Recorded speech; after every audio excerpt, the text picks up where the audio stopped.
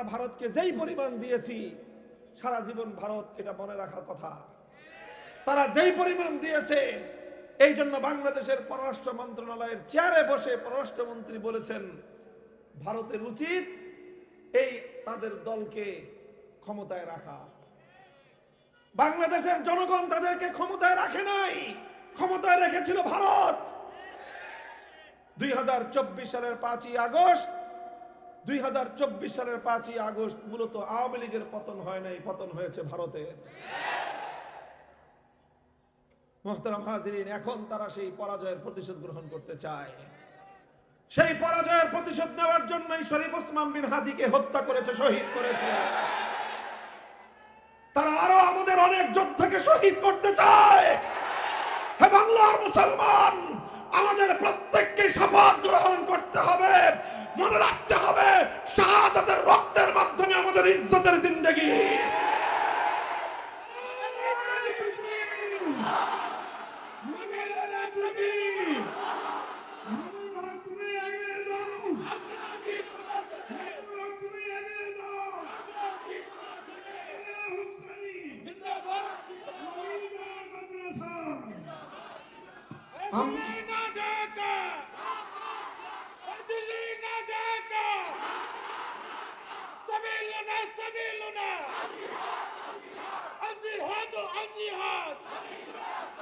মুহতারাম হাজিরিন, ইনশাআল্লাহ এই প্রজন্ম, আজকের নতুন প্রজন্ম, মাদ্রাসা, স্কুল, কলেজ, ভার্সিটির কোনো ভেদাভেদ নাই। সব কাতারে এক কাতারে দাঁড়িয়ে গেছে, একই সাফ মে খড়ে হুয়ে মাহমুদ ও আয়া।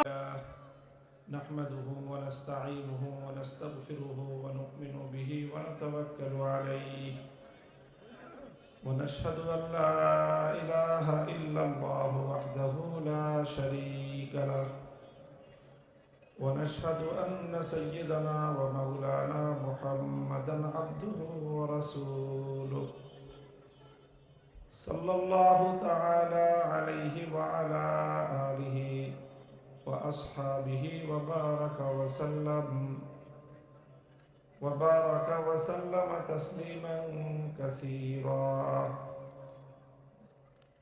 أما بعد، فأعوذ بالله من الشيطان الرجيم. بسم الله الرحمن الرحيم. اليوم أكملت لكم دينكم وأتممت عليكم نعمتي ورضيت لكم الإسلام دينا. بارك الله لنا ولكم في القرآن العظيم ونفعنا وإياكم بالآيات والذكر الحكيم. اللهم صل على محمد وعلى آل محمد كما صليت على إبراهيم وعلى آل إبراهيم إنك حميد مجيد. اللهم بارك على محمد وعلى آل محمد كما باركت على إبراهيم وعلى آل إبراهيم إنك حميد مجيد. হযরত উলামায়ে কেরাম, সম্মানিত মুরব্বী সাহেবান, সমবেত ইসলাম প্রিয়, কোরআন প্রেমিক, নবী প্রেমিক, তাওহীদি মুসলমান ভাই ও বন্ধুগণ, বাংলাদেশের বরেণ্য ইসলামী স্কলার, আলেমে দ্বীন হযরতুল আল্লাম খালেদ সাইফুল্লাহ সাদি হাফিজাহুল্লাহ এতক্ষণ পর্যন্ত অত্যন্ত গুরুত্বপূর্ণ আলোচনা পেশ করতেছিলেন। জুমার নামাজের সময় একেবারেই সন্নিকটে, দীর্ঘ আলোচনা করার অবকাশ নেই। আমরা বর্তমানে আমাদের দেশে খুবই কঠিন, নাজুক একটা পরিস্থিতি আমরা অতিক্রম করতেছি। আমাদের এই দেশ, এই যে আমরা এখন যেই দেশে বসবাস করছি, এই দেশ এবং এই জাতি, এটা খুব সহজেই অল্প 2-4 দিন, 2-4 মাস বা 9 মাসে এই দেশ গড়ে ওঠে নাই এবং এই দেশ স্বাধীনও হয়নি। এই দেশটা গড়ে ওঠার পিছনে আমরা যেই পরিবেশ পেয়েছি, এই পরিবেশটা গড়ে ওঠার পিছনে আমাদের পূর্বসূরীদের, আমাদের বাপদাদাদের অনেক ত্যাগ, কোরবানি, অনেক ঘাম, অনেক অশ্রু আর অনেক রক্ত দিয়ে আজকের এই পরিবেশ সৃষ্টি করতে হয়েছে। আমি বিভিন্ন সময় বলে থাকি, আমাদেরকে তিনটা আধিপত্যবাদী শক্তির বিরুদ্ধে লড়াই করতে হয়েছে, একটা দুইটা না, তিনটা শক্তির বিরুদ্ধে লড়াই করে এরপরে বাংলাদেশ হয়েছে। আমাদের প্রথম যেই আধিপত্যবাদ তো বুঝেন, আধিপত্যবাদ মানে হলো যারা এই এটাকার এই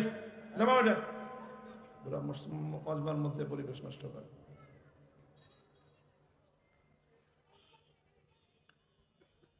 আধিপত্যবাদ মানে হলো যারা গায়ের জোরে ষড়যন্ত্রের মাধ্যমে অন্য জাতিকে গোলাম বানায় রাখতে চায়, তাদেরকে বলা হয় আধিপত্যবাদী। তো গায়ের জোরে ষড়যন্ত্রের মাধ্যমে আমাদের এই মুসলিম সমাজটাকে, যারা এই বাংলাদেশে আমরা বসবাস করি, আমাদের এই সমাজটাকে গায়ের জোরে আর ষড়যন্ত্রের মাধ্যমে তাদের গোলাম বানায় রাখার চেষ্টা করেছে তিনটা শক্তি। এর মধ্যে এক নম্বর শক্তি ছিল ব্রিটিশ বেনিয়া শক্তি। 1757 সালে এই দেশ তারা দখল করে। 1757 সাল থেকে 1947 সাল, 1-2 বছর না, 1-2 যুগ না, প্রায় 200 বছর, 190 বছর সেই ব্রিটিশের ষড়যন্ত্র, ব্রিটিশের আধিপত্যবাদ, ব্রিটিশের গোলামির জিঞ্জির ছিন্ন করার জন্য সংগ্রাম কম করতে হয় নাই। অনেক লড়াই করতে হয়েছে, অনেক জীবন দিতে হয়েছে, অনেক মায়ের কোল খালি করতে হয়েছে, অনেক মানে অনেক, অগণিত। সামেলির ময়দানে আমাদের পূর্বপুরুষরা ক্ষুদ্র শক্তি হয়ে পৃথিবীর বৃহৎ শক্তির বিরুদ্ধে লড়াই করেছেন। বালাকোটের রণাঙ্গনে আলেম ওলামাদের নেতৃত্বে যুদ্ধ হয়েছে, সেখানে আমাদের সিপাহ সালারগণ সবাই শাহাদাত বরণ করেছেন।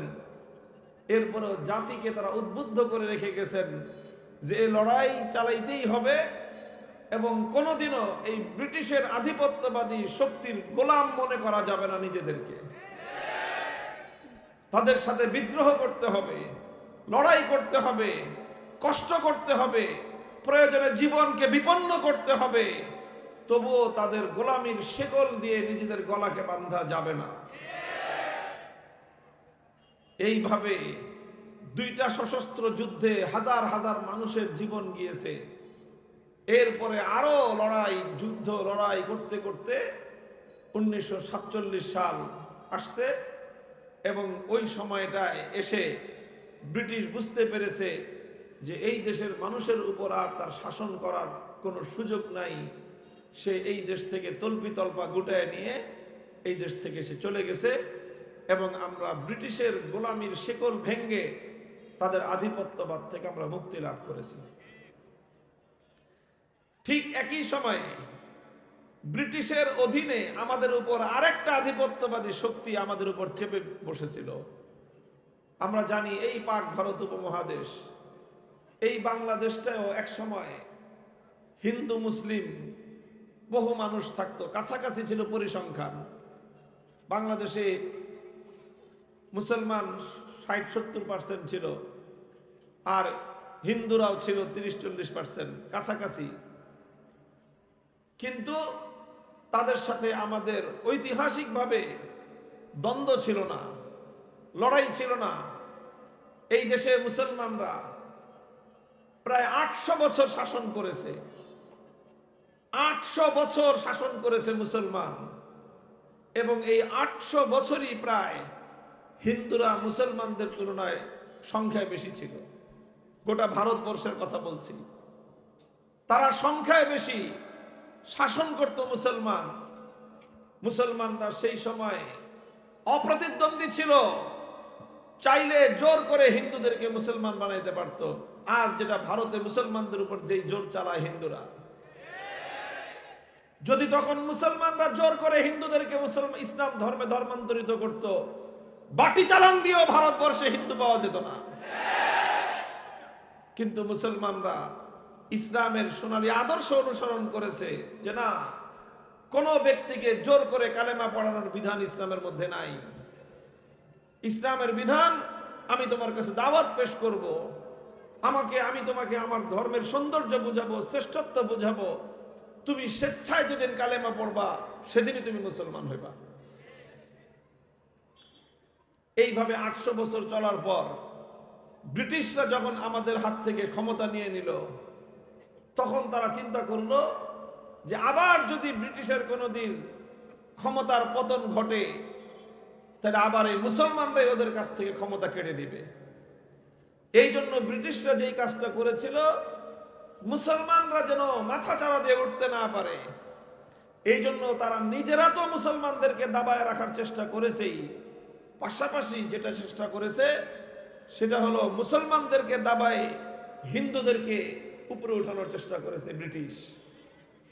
হিন্দুদেরকে বুঝাইছে যে তোমরা মুসলমানদের অধীনে ছিলা 700 বছর, আগামী দিনে তোমরা রাজত্ব করবা, মুসলমানরা তোমাদের অধীনে থাকবে। এই কথা বলে ব্রিটিশরাই ডিভাইড অ্যান্ড রুল, হিন্দু আর মুসলমানদের মধ্যে ব্যাপক সংঘাত তৈরি করে দিয়ে, হিন্দুদেরকে উস্কানি দিয়ে মুসলমানদের উপর জুলুম করার জন্য, অত্যাচার অবিচার করার জন্য গোটা ভারতবর্ষে ব্রিটিশরা হিন্দুদেরকে লেলিয়ে দিয়েছিল। আপনারা বাংলাদেশের ইতিহাস পড়বেন, এই অঞ্চলের মুসলমানদের ইতিহাস পড়বেন, শহীদ তিতুমিরের নাম আপনারা শুনেছেন। নেসার আলী তিতুমির নারকেল বাড়িয়ায় বাঁশের কেল্লা গড়েছিল। জানেন তিতুমিরের আন্দোলন কিসের থেকে শুরু হয়েছিল? তিতুমিরের আন্দোলন শুরু হয়েছিল যে সেখানকার হিন্দু জমিদাররা মুসলমানদেরকে বলেছিল দাড়ি রাখতে হলে ট্যাক্স দিতে হবে। নাউজুবিল্লাহ পড়েন। মুসলমান দাড়ি রাখতে হলে হিন্দু জমিদারকে ট্যাক্স দিতে হবে, যে তুমি দাড়ি রাখছো কেন? এই ছিল মুসলমানদের উপর হিন্দু জমিদারদের অত্যাচার, জুলুম। বাংলাদেশের বিভিন্ন অঞ্চলে জমিদারি সব ব্রিটিশরা জমিদারি তুলে দিয়েছিল হিন্দু জমিদারদের হাতে। মুসলমানরা ছিল প্রজা, হিন্দুরা ছিল জমিদার। এইভাবে বাংলাদেশের বিভিন্ন অঞ্চলে অঞ্চলে হিন্দু জমিদাররা তারা মুসলমানদের উপর জুলুম করত, অবিচার চালাইতো। হিন্দু জমিদারদের বাসার সামনে দিয়ে জুতা পায়ে দিয়ে যাওয়া যেত না, তাদের বাড়ির সামনে দিয়ে ছাতা মাথায় দিয়ে যাওয়া যেত না। চাই রোদ হোক বৃষ্টি হোক, তার জমিদারের বাড়ির সামনে দিয়ে ছাতা বন্ধ করে বগলের নিচে দিয়ে, কোন কোন জায়গায় এমন নিয়ম ছিল রাস্তার উপর দিয়ে যাওয়া যাবে না, রাস্তা থেকে নেমে ক্ষেতের ভিতর দিয়ে, পাগারের ভিতর দিয়ে হেঁটে যেতে হবে। কারণ জমিদারের বাড়ির সামনে দিয়ে মুসলমানরা, তারা বলতো ক্রেচ্ছ, মুসলমানরা অচ্ছুত, এরা তার বাড়ির সামনে দিয়ে রাস্তা দিয়ে গেলে এতে হিন্দু জমিদারদের অসম্মান হয়। এইভাবে জুলুম অত্যাচার করত এবং এই হিন্দু অত্যাচারীদেরকে লেলিয়ে দিয়েছিল ব্রিটিশ শক্তি। শুধু মুসলমানদের উপরেই না, হিন্দু সকল জমিদাররা নিম্ন বর্ণের হিন্দুদের উপরে জুলুম করত। যারা হিন্দু নিম্ন বর্ণের, লম্বা ইতিহাস আমি বলবো না, শুধু বলতেছি আজকের পরিস্থিতিটা আমরা কোন জায়গায় এসে দাঁড়িয়েছি এবং আমাদের এখন করণীয় কি, এই কথাটুকু বলবার জন্য আপনাদেরকে পিছনের ইতিহাস আমি বলতেছি। তো যখন এই গোটা বঙ্গ প্রদেশ, বিশাল বাংলা, এই বাংলার রাজধানী ছিল কলকাতা। কলকাতায় হিন্দুদের আধিপত্য, কলকাতার ব্যবসা বাণিজ্য, গোটা এই বাংলাদেশ, গোটা আমাদের অঞ্চল, এটা কলকাতার অধীনে ছিল। কলকাতা ছিল হিন্দুদের আধিপত্য। এইভাবে হিন্দুরা মুসলমানদেরকে দাবায় রাখত, ব্রিটিশের সাথে, ইংরেজদের সাথে যোগসাজশ করে। আমাদের পূর্বপুরুষরা চিন্তা করলেন যে না, এইভাবে আমাদের উপর আরেকজন জুলুম করবে, অত্যাচার করবে, অবিচার করবে, আমাদেরকে অসম্মান করবে, অপমান করবে, আমাদেরকে সর্বদিক থেকে পিছিয়ে রাখবে, শিক্ষা দীক্ষা কৃষ্টি কালচার ব্যবসা বাণিজ্য অর্থনীতি রাজনীতি সর্বদিক থেকে মুসলমানরা যেন জেগে উঠতে না পারে, এর জন্য একদিকে ইংরেজরা আর সেই সাথে ইংরেজদের সাথে হিন্দুদের যৌথ যোগসাজশে মুসলমানদের উপর জুলুম চলতো। তখন মুসলিম নেতৃবৃন্দ, এই বাংলার নেতা আপনার স্যার সৈয়দ নবাব সলিমুল্লাহ, শেরে বাংলা একে ফজলুল হক, এই সমস্ত বড় বড় গ্রেট মুসলিম লিডাররা তারা কলকাতার আধিপত্যবাদ থেকে এই বাংলাদেশ, যেটা তখন পূর্ব বাংলা ছিল, এই পূর্ব বাংলাটাকে এটা যেন মুসলমানদের আলাদা একটা ভূমি হতে পারে, ঢাকাটা যেন রাজধানী হয়, কারণ ঢাকায় মুসলমানদের আধিক্য বেশি। কলকাতায় যেরকম হিন্দুদের আধিপত্য, ঢাকা হলো মুসলমানদের। ঢাকাকে কেন্দ্র করে এই এলাকায় আরেকটা প্রদেশ হতে হবে। আন্দোলন করলেন, সংগ্রাম করে তারপরে কলকাতা এবং হিন্দুদের আধিপত্য থেকে মুক্ত হয়ে পূর্ব বাংলা আলাদা একটা প্রদেশ হলো। এই পূর্ব বাংলা যখন আলাদা প্রদেশ হলো, তখন এই ভারতের যারা উগ্র হিন্দুবাদী ছিলেন, যাদের অন্যতম হিন্দুত্ববাদের নেতা ছিল রবীন্দ্রনাথ ঠাকুর, এই ঠাকুরের নেতৃত্বে আমাদের দেশের মুসলমানরা যেন মাথা চাড়া দিয়ে উঠতে না পারে, এই বাংলাদেশের ঢাকায় যেন ঢাকা বিশ্ববিদ্যালয় হতে না পারে, এই জন্য রবীন্দ্রনাথ ঠাকুররা সহিংস আন্দোলন করেছিল, জঙ্গিবাদী আন্দোলন। সহিংস আন্দোলন মানেই হলো, নামের অর্থই হলো জঙ্গিবাদী আন্দোলন। জ্বালাও পোড়াও হত্যাযজ্ঞ পরিচালনা করে কোনোভাবেই যেন আমাদের এই মুসলমানরা তারা উন্নত হতে না পারে, কোনোভাবেই যেন ঢাকায় আরেকটা রাজধানী হতে না পারে, তার সকল ষড়যন্ত্রমূলক বন্দোবস্ত তারা করেছিল। সব করে আমাদেরকে দাবায় রাখছিল। 50 বছর পর্যন্ত ভারত এই হিন্দুত্ববাদী আগ্রাসনের বিরুদ্ধে আমাদের পূর্বপুরুষরা লড়াই করেছেন। লড়াই করতে করতে করতে করতে 1947 সাল যখন আসলো, তখন ভারত ব্রিটিশ এই দেশ থেকে চলে যাবার মতো পরিস্থিতি হইল। তখন ব্রিটিশরা কিভাবে এই দেশ ছাড়বে? মুসলমানরা বলল যে হিন্দুদের ব্রিটিশের সাথে যোগসাজশে তারা মুসলমানদের উপর যে জুলুম চালিয়েছে, আমরা এই হিন্দুদের সাথে একসাথে এক রাষ্ট্রে থাকতে চাই না, মুসলমানদের আলাদা ভূমি দাও, মুসলমানদের আলাদা রাষ্ট্র হবে, ইন্ডিপেন্ডেন্ট স্টেটস হবে মুসলিম সংখ্যাগরিষ্ঠ এলাকাগুলোতে। এই পূর্ববঙ্গ মুসলমানদের সংখ্যাধিক্য ছিল। সকল মুসলমান নেতৃবৃন্দ ঐক্যবদ্ধ হলেন। শেরে বাংলা একে ফজলুল হক, হোসেন শহীদ সোহরাওয়ার্দী, মাওলানা আব্দুল হামিদ খান ভাসানী, তাদের সাথে শেখ মুজিবুর রহমান সাহেব ছিলেন। সকলেই বললেন যে হ্যাঁ, মুসলমানরা যদি মর্যাদা নিয়ে বাঁচতে চায় তাহলে তাদেরকে হিন্দুত্ববাদের আধিপত্য থেকে মুক্ত হতে হবে।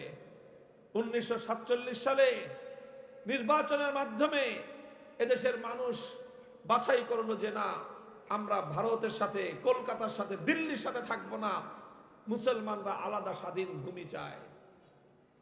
এই 47 সালে দেশ বিভক্তির মাধ্যমে আমাদের বাংলাদেশের মুসলমানরা একদিকে ব্রিটিশের আধিপত্যবাদ থেকে মুক্ত হলো, আরেকদিকে কলকাতা এবং দিল্লির আধিপত্যবাদকেও এই দেশ থেকে ঝাঁটাপেটা করে বিদায় করলো। এরপরে শুরু হলো আমাদের উপর নতুন আরেক আধিপত্যবাদ। এটা হলো 1947 থেকে 1971, 24 বছর পশ্চিম পাকিস্তানি খান পাঠানরা, ওরা আমাদেরকে মনে করতো আমরা নিচু জাত, ওরা উঁচু জাত। এইভাবে 5 কোটি পশ্চিম পাকিস্তানির দেশ আমাদের 7 কোটি পূর্ব পাকিস্তানের বাংলাদেশের মুসলমানদের উপর, এদেশের জনগণের উপর সীমাহীন বৈষম্য, নিপীড়ন, নির্যাতন পরিচালনা করে 71 পর্যন্ত পৌঁছলো। 1971 সালে বাংলাদেশে মানুষ মুক্তিযুদ্ধের মাধ্যমে ওই খান পাঠানদেরকে আরেকবার ঝাঁটাপেটা করে এই দেশ থেকে বিদায় করলো। এই হলো আরেকটা আধিপত্যবাদ বিদায় নিল। 3টা আধিপত্যবাদ বিদায় নিছে। ব্রিটিশ চলে গেছে 7 সমুদ্র 13 নদীর ওই পারে, পশ্চিম পাকিস্তান চলে গেছে 3 সমুদ্র ওই পারে। কিন্তু ওই যে আরেকটা আধিপত্যবাদ, যেটাকে আমরা 50 বছর যুদ্ধ করে লড়াই করে এই দেশ থেকে খেদাইছি, ওদের আধিপত্যের শৃঙ্খল থেকে মুক্ত হয়ে দিল্লির দাদাবাবুগিরি খতম করে কলকাতার দাদাবাবুকে লাথি মেরে বাংলার ঢাকাকে কেন্দ্র করে মুসলমানদের যে উত্থান হয়েছিল, ব্রিটিশরা তাদের পরাজয় মেনে নিয়েছে, পশ্চিম পাকিস্তানিরাও তাদের পরাজয় মেনে নিয়েছে, দিল্লি আজও পর্যন্ত বাংলার পরাজয় মেনে নিতে পারে না। এই জন্য দিল্লি বারবার চেষ্টা করে আবার আমাদের উপর গোলামের জিঞ্জির দিয়ে আমাদেরকে বেঁধে রাখতে, আবারও চায় আমার এই বাংলার স্বাধীনতার লাল সূর্যকে আবার ছিনিয়ে নিতে চায়। হে বাংলার মুসলমান, ব্রিটিশ আর 7 সমুদ্র 13 নদী পাড়ি দিয়ে এই দেশে আসবে স্বপ্নেও ভাবে না, স্বপ্নেও ভাবে না। যেই পরিমাণ চুরি এই দেশ থেকে করে নিয়ে গেছে, সেই চুরির হিসাব দেওয়ার হিসাব করতেছে ওরা, কবে হিসাব দিবে। পশ্চিম পাকিস্তানি খান পাঠানের দল, ওরা আবার পশ্চিম পাকিস্তান থেকে উড়াল দিয়ে বাংলাদেশে আসবে, এটা কল্পনাও ভাবে না, কল্পনাও করার সুযোগ নাই। কিন্তু আমাদের বাংলাদেশের সীমান্তের চারপাশ দিয়ে, আমাদের সীমান্তের চারপাশ দিয়ে অবস্থানকারী সীমান্তের প্রতিবেশী দিল্লির আধিপত্যবাদী শক্তি আজও পর্যন্ত আমাদের স্বাধীনতার সম্মানটুকু পর্যন্ত স্বীকার করে না। 71 সালে মুক্তিযুদ্ধ হয়েছে, পশ্চিম পাকিস্তানি খান পাঠানদের সৈন্যবাহিনীর বিরুদ্ধে বাংলার দামাল মুক্তিযোদ্ধারা লড়াই করেছে, যুদ্ধ করেছে, স্বাধীনতা আমরা এনেছি। আজও পর্যন্ত দিল্লির অপশক্তি এটাকে বাংলাদেশের স্বাধীনতা যুদ্ধ বলে স্বীকার করে না, এটাকে তারা ভারত এবং পাকিস্তানের যুদ্ধ বলে, ভারতের বিজয় বলে দাবি করে। হ্যাঁ, বাংলাদেশে যারা মুক্তিযুদ্ধের পক্ষের শক্তি বলে আমরা পরিচয় দিই, লজ্জা লাগা উচিত আমার। পাকিস্তান তো পরাজয় মেনে নিয়েছে, ওদের পরাজয় মেনে নিতে না নিয়ে কোনো উপায় নাই। কিন্তু সেই বিজয়, যে বিজয় আমার দেশের মুক্তিযোদ্ধারা অর্জন করলো, আমার দেশের বীর যোদ্ধারা রক্ত দিয়ে সাগর পরিমাণ শাহাদাত দিয়ে যেই স্বাধীনতা আমরা ছিনিয়ে আনলাম, আজও পর্যন্ত আমার পাশের দেশে থেকে দিল্লি সেটাকে আমার স্বাধীনতা যুদ্ধ স্বীকার করে না। এটা সে তার পোদ্দারি ফলায়, সে তার কৃতিত্ব ফলায়। তুমি আমাকে একটু সহযোগিতা করেছো, কি জন্য করেছো? আমার দেশ স্বাধীন করার জন্য করেছো? তুমি তোমার প্রতিদ্বন্দ্বী পাকিস্তান থেকে তুমি প্রতিশোধ নেওয়ার জন্য করেছো? আমার ঘরে আগুন লেগেছে, তুমি আলু পোড়া দিয়ে আলু পোড়া খেয়ে গেছো তুমি, আর আলু পোড়া খেয়ে আমার দেশ থেকে মুক্তিযুদ্ধের সময় লুটপাট করে নিয়ে গেছো। আমার দেশের মুক্তিযুদ্ধের সেক্টর কমান্ডার মেজর জলিল সাহেবরা সীমান্তে দাঁড়িয়ে তোমাদের বিরুদ্ধে রুখে দাঁড়িয়েছিলেন। আমার বাংলার মাটি থেকে কোনো সম্পদ তোমরা চুরি করতে পারবে না। তোমরা আমাদের মুক্তিযোদ্ধা কমান্ডারদের বিরুদ্ধে তোমরা তখন অনেক জুলুম চালিয়েছো, অত্যাচার করেছো 71-এর, সেগুলো এদেশের মানুষ ভুলে যায় নাই। মোহতারাম হাজিরিন, কথাগুলো এজন্য বলতেছি যে আজ আবার বাংলাদেশে এই প্রসঙ্গগুলো আমাদের সকলের অভিন্নভাবে বোঝা উচিত। আমার দেশে আমরা কোন সময় হিন্দু জাতির বিরুদ্ধে আমরা না, আমরা হিন্দুত্ববাদের বিরুদ্ধে। আমি তো বললাম 800 বছর মুসলমানরা এই দেশ শাসন করেছে, কোনদিন কোন হিন্দুর উপর হস্ত উত্তোলন করেছে, জুলুম করেছে, অন্যায় অবিচার করেছে, ইতিহাস কেউ দেখাতে পারবে না। বরং মুসলমানদের শাসনামলে গরিব হিন্দুরা, দুর্বল হিন্দুরা, নিম্নবর্ণের হিন্দুরা, তারা যে অধিকার, যে মানবিক মর্যাদা তারা ভোগ করেছে, হিন্দুদের অধীনে হিন্দুদের নিম্নবর্ণের হিন্দু জাতি সেই অধিকার কোনোদিন পায় না। মুহতারাম হাজিরিন, কথাগুলো এই জন্য বললাম, আমার পূর্বেই আমাদের মুরব্বী মাওলানা খালেদ সাইফুল্লাহ সাদি হাফিজাহুল্লাহ, তিনি একটা কথা বলে গেছেন, যেই ডালে ফুল ধরে কৃতিত্বটা শুধু সেই ডালের না, সেই ডালের পিছনে গাছের গোড়া আছে, সেই গাছের গোড়ার নিচে শেকড় আছে, সেই শেকড় বছরের পর বছর মাটি কামড়ে পড়ে থাকে, মাটি থেকে পানি সিঞ্চন করে, মাটি থেকে রস সে সিঞ্চন করে, সে মাটি থেকে রস নিয়ে সাপ্লাই দেয়, গোড়ায় আসে, গোড়া থেকে ডালে আসে, তারপরে ডালে গিয়ে ফুল ফোটে। ডাল যদি মনে করে শেকড়ের কি দরকার, বেটা শেকড় যদি মাটি থেকে রস সিঞ্চন করা বন্ধ করে দেয়, তোমার ডালের ফুল তো দূরের কথা, 2 দিনও তুমি ডাল বেঁচে থাকতে পারবে না। শেকড়ের কথা ভুলে গেলে চলবে না। 24-এর বিপ্লবের আগে যেমনি ভাবে 13 সালের শাপলা চত্বরের রক্তের কথা যদি কেউ ভুলে যায়, সে বাংলাদেশের বিরুদ্ধে গাদ্দারি করে। ঠিক তদ্রূপ 71-এর আগে যারা 47-কে ভুলে যায়, তারা 71-এর সঙ্গে গাদ্দারি করে। 47-এর আগে যারা 1905 সালের বঙ্গভঙ্গের কথা ভুলে যায়, তারা 47-এর সাথে গাদ্দারি করে।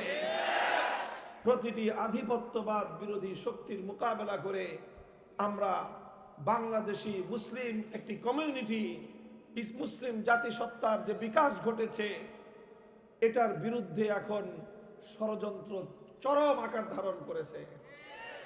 তারা 15টা বছর সকল কূটনৈতিক সৌজন্যতাকে জলাঞ্জলি দিয়ে শুধুমাত্র গায়ের জোরে আমাদের ক্ষমতার মস্তদে দিল্লির গোলামকে বসায় রেখেছিল। দিল্লির কৃতদাসী বলেছে প্রকাশ্যে, আজ না কোই বান্দা রাহা না কোই বান্দা নওয়াজ। এখানে কোনো প্রভু ভৃত্য নাই, এখানে কেউ প্রভু আর কেউ ভৃত্য নয়, সকলে ভাই ভাই। এখানে কেউ উঁচু আর কেউ নিচু নয়, সবাই এক সমান। এই এক সমতার ভিত্তিতে নতুন বাংলাদেশ গড়বার যেই বুনিয়াদ রচিত হয়েছে, এই বুনিয়াদ বাংলার মাটি থেকে আবার আধিপত্যবাদী ষড়যন্ত্রকে উপড়ে ফেলবে ইনশাআল্লাহ।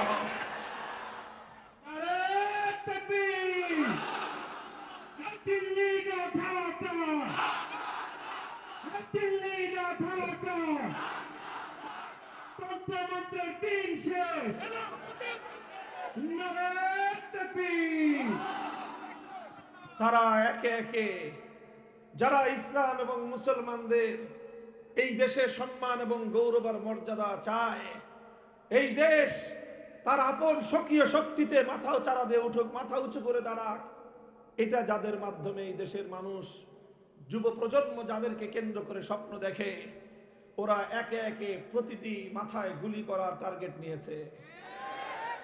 আমরা বিশ্বাস করি শাহাদাতের রক্ত কোন জাতিকে পরাজিত করে না, বরং যেই জাতির বুক থেকে শাহাদাতের রক্ত ঝরে, প্রতি ফোঁটা রক্ত থেকে নতুন বীর পুরুষের জন্ম হয়। শরীফ ওসমান বিন হাদি শাহাদাত বরণ করেছে।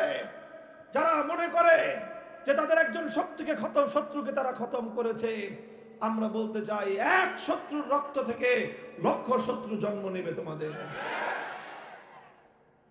কাজেই আমরা তোমাদের ঘরে হানা দিতে চাই না, তোমরা আমাদের ঘরে হাত দেওয়ার চেষ্টা করো না। এই ঘরে হাত দিলে সেই হাত আমরা আস্ত ফিরে যেতে দিব না। পরিষ্কার আমাদের কথা। আমি বাংলাদেশের মুসলমানদেরকে বহু আগে থেকেই বলতেছি, মনে রাখেন, এই যে 3 আধিপত্যবাদ বিরোধী যে শক্তির লড়াই, যেই লড়াইয়ের মধ্য দিয়ে বাংলাদেশ জন্ম নিয়েছে, যে ইতিহাস থেকে বাংলাদেশ জন্ম নিয়েছে, এবং জন্মের পর থেকে আজ 55 বছরের বাংলাদেশের ইতিহাস একটা কথা প্রমাণ করে, বাংলাদেশ এবং ইসলাম এক এবং অভিন্ন। বাংলাদেশের স্বাধীনতা এবং ইসলাম এক সূত্রে গাঁথা। এদেশে ইসলাম বিপন্ন হলে স্বাধীনতা টিকবে না, এদেশের স্বাধীনতা বিপন্ন হলে ইসলামের গৌরব থাকবে না। কাজেই বাংলাদেশের যারা স্বাধীনতাপন্থী, তারাই ইসলামকে ভালোবাসে, তারাই বাংলাদেশের স্বাধীনতার যোদ্ধা। এই কথা যারা দ্বিমত করবে, তারা যেমন ইসলামের দুশমন, তারাই বাংলাদেশের দুশমন। এই দুশমনদেরকে বাংলাদেশে বুঝাইতে হবে, শুনাইতে হবে। না বুঝলে, না শুনলে আপার সাথে পার্সেল পাঠায় দিতে হবে। কথা পরিষ্কার। তুমি থাকো, আমার আপত্তি নাই। তুমি আমার দেশে থাকবা, আমারও ইতিহাসকে মেনে নিয়ে থাকবা। আমার দেশে থাকবা, আমার দেশের গৌরব বেঁচে নিয়ে মেনে নিয়ে তুমি থাকবা। আমার দেশে তুমি থাকবা 269 বছরের অব্যাহত সংগ্রাম এবং আমার ঐতিহ্যের সঙ্গে একমত হয়েই তুমি থাকবা। যদি একমত হতে না পারো, তোমার জন্য সীমান্তের দুয়ার খোলা আছে। আমরা আমাদের ভাই জুলাই যোদ্ধা বাংলাদেশের অকুতোভয় বীর, বাংলাদেশের বর্তমান প্রজন্মের সাহসী তারুণ্যের আইকন শহীদ শরীফ ওসমান হাদি রাহিমাহুল্লাহু তাআলা। আমরা তার জন্য দোয়া করব, আল্লাহ যেন তার এই গৌরবদীপ্ত শাহাদাতকে আল্লাহ কবুল করেন। নামাজের পরে তার জন্য ইনশাআল্লাহ আমরা দোয়া করব। সেই সাথে আমি আজকের এই উপস্থিতি হাজার হাজার মুসলমান এবং আজকের এই বক্তব্যের মাধ্যমে গোটা দেশবাসীর প্রতি আমার উদাত্ত আহ্বান, খুব ঠান্ডা মাথায় শান্তভাবে পরিস্থিতিকে মোকাবেলা করতে হবে। হঠাৎ উত্তেজিত হয়ে কোনো ধরনের বিশৃঙ্খলার সাথে আমাদের জড়ানো চলবে না। মনে রাখবেন, আমাদের দেশে বর্তমানে সংখ্যালঘু হিন্দু যারা থাকেন, বিশেষ করে তাদের নিরাপত্তা রক্ষা করা এটা আমাদের প্রায়োরিটির বেসিস, সবচেয়ে প্রধান গুরুত্বপূর্ণ দায়িত্ব। এই হিন্দুদের উপর শত্রুরা আক্রমণ পরিচালনা করে বাংলাদেশে সাম্প্রদায়িক নির্যাতনের একটা ভয়াবহ মেসেজ আমাদের দেশ সম্পর্কে দুনিয়াবাসীর সামনে তুলে ধরার চেষ্টা করতে পারে। এই জন্য যেভাবে 5ই আগস্টের পর প্রতিটি হিন্দুদের বাড়ি ঘর, ব্যবসা প্রতিষ্ঠান, মন্দির, গির্জা, প্যাগোডা এগুলোর নিরাপত্তা ব্যবস্থা যেরকম আমরা জোরদার করেছিলাম, প্রশাসনের প্রতি আমার উদাত্ত আহ্বান থাকবে, পুলিশ প্রশাসন সহ আমাদের বিভিন্ন নিরাপত্তা সংস্থার যে সকল লোকেরা দায়িত্বশীলরা আছেন, আপনারা আপনাদের দায়িত্ব মজবুত করেন, সেখানকার নিরাপত্তা ব্যবস্থা মজবুত করেন। আপনাদের যদি জনশক্তির অপ্রতুলতা থাকে, লোকের অভাব থাকে, স্থানীয় মাদ্রাসা মসজিদের ইমামদের সাথে যোগাযোগ করেন। আমরা আপনাদেরকে অতিরিক্ত সময়ের সহযোগিতার জন্য ভলেন্টিয়ার সরবরাহ করব। আপনাদের দিক নির্দেশনার ভিত্তিতে আমরা এদেশের আলেম সমাজ, জাতির অন্যতম অভিভাবক আলেমরা, তারা জাতির এই ক্রাইসিস কালে ঐতিহাসিক ভূমিকা পালন করবে। দায়িত্ব জ্ঞানহীন কোনো ভূমিকা কোনো আলেম অথবা কোনো আলেমের ঘনিষ্ঠজন পালন করবেন না। আপনারা অযথা হঠাৎ উত্তেজিত হয়ে কোথাও আক্রমণ চালানো, জ্বালাও পোড়াও করা, এর মাধ্যমে তারা শরীফ ওসমান বিন হাদির শাহাদাতের এই ঘটনাকে ধামাচাপা দেওয়ার চেষ্টা করতেছে। এত বড় ঘটনা দিবালোকের ন্যায় পরিষ্কার, তাকে খুন করে সীমান্ত বাড়ি দিয়ে সেই দেশে গিয়ে খুনি আশ্রয় নিবে। আমাদের দেশের হাজার হাজার মানুষকে খুন করে আমার দেশের বিচার ব্যবস্থা থেকে মৃত্যুদণ্ডপ্রাপ্ত আসামি সেখানে রাজধানীর মতো মেহমানের মতো আপ্যায়ন হবে। আবার আমার দেশের সাথে তোমরা কূটনৈতিক সম্পর্ক মারাইবা। এগুলো কোন দেশের কূটনৈতিক বিশ্ব কূটনৈতিক সভ্যতার মধ্যে পড়ে না। সেখান থেকে প্রতিদিন উস্কানি দেওয়া হচ্ছে আমাদেরকে হত্যা করার জন্য। সেই লেডি ফেরাউন প্রতিদিন সেখান থেকে ভয়েস মেসেজের মাধ্যমে বাংলাদেশের বিরুদ্ধে উস্কানি প্রদান করছে। আমরা কি এটা ধরেই নিব যে তোমার দেশে তুমি তাকে রেখে তার মাধ্যমে তুমি আমার বাংলাদেশের অভ্যন্তরে বিশৃঙ্খলা সৃষ্টির পায়ে তারা চালাচ্ছ? অনতিবিলম্বে বন্ধ করো। মনে রেখো, পাশের বাড়িতে আগুন লাগলে হাতে তালি দেওয়া এটা কোনো বুদ্ধিমানের কাজ না। পাশের বাড়ির আগুন পাশের বাড়িতে সীমাবদ্ধ থাকে না।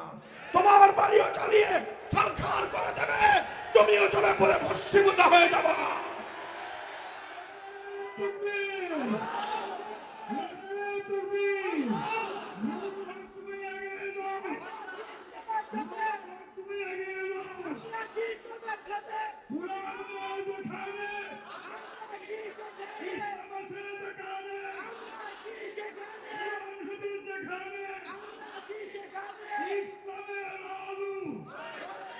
আমি আবার আমার সারা দেশের সকল আলেম ওলামা, ধর্মপ্রাণ মুসলমান, দেশপ্রেমিক জনতা, বিশেষ করে জুলাই বিপ্লবের অংশজন, জুলাই বিপ্লবের পক্ষপাতী গোটা দেশবাসীকে উদাত্ত আহ্বান জানাই, ধৈর্যের সাথে শান্তিপ্রিয়ভাবে পরিস্থিতি মোকাবেলা করতে হবে।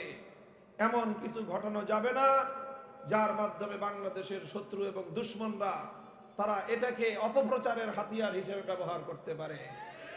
ইনশাআল্লাহ আগামীকাল বাদ জোহর মানিক মিয়া এভিনিউতে বীর যোদ্ধা, জুলাই যোদ্ধা, বাংলার অকুতভয় বীর সৈনিক শহীদ ওসমান বিন হাদি শরীফ ওসমান বিন হাদির নামাজে জানাজা অনুষ্ঠিত হবে।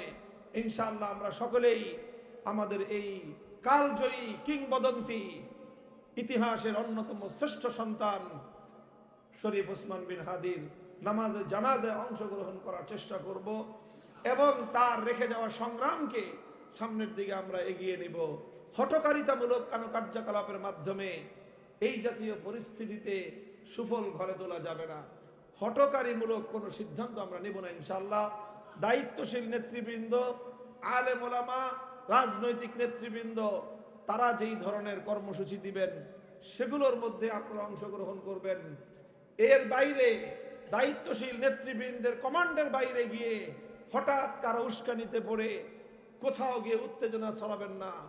কোথাও কোনো দোকানপাট, ব্যবসা বাণিজ্য, কারো কোনো ধরনের গাড়ি ঘোড়া কোনো কিছুর উপরে আপনারা অ্যাটাক করবেন না, হামলা করবেন না। সর্বোচ্চ ধৈর্য সহনশীলতার মাধ্যমে আমাদেরকে বাংলাদেশ বিরোধী এই ষড়যন্ত্রকে মোকাবেলা করতে হবে ইনশাআল্লাহ। আল্লাহ রাব্বুল ইজ্জত এই বাংলাদেশ এবং বাংলাদেশের মুসলিম জাতিসত্তাকে আল্লাহ রাব্বুল আলামিন হেফাজত করুন। দিন দিন এটাকে আল্লাহ পাক সফলতার দিকে আরো অগ্রসর করে দিন। ওয়া আখিরু দাওয়ানা আলহামদুলিল্লাহি রাব্বিল আলামিন। আসসালামু